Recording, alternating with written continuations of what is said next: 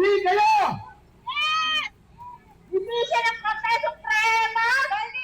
Inalampag ng iba't ibang grupo ang Korte Suprema sa Padre Paura sa Maynila para hilingin sa Korte na ipagpatuloy ang trial ni Vice President Sara Duterte para sa articles of impeachment na kinakaharap niya in relation dito sa mga alegasyon ng confidential funds at iba pang mga alegasyon ay binabato sa kanya. Iba't ibang mga grupo, kabilang ang Tindig Pilipinas, ang kumalampag nga dito sa Korte Suprema. Hiling nila ay pakinggan sana yung kanilang motion for reconsideration, ipagpatuloy itong trial at huwag ibasura ng articles of impeachment laban dito kay Vice President Sara Duterte.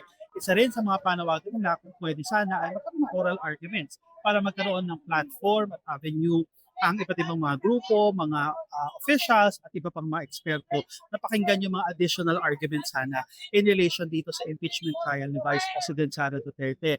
Itong grupong Tindig Pilipinas kasama ibang mga grupo ay kasama yan sa mga complainants na nag-file ng kanilang impeachment complaint laban kay Vice President Sara Duterte. Kasama po sila sa first three complainants na nag-file ng kanilang complaint noong December 2024 laban kay Vice President Sara Duterte.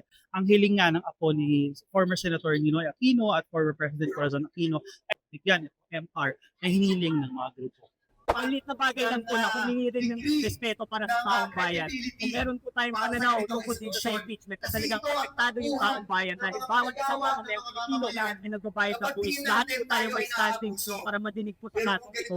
Sana respektuhin po nila yung pananaw namin.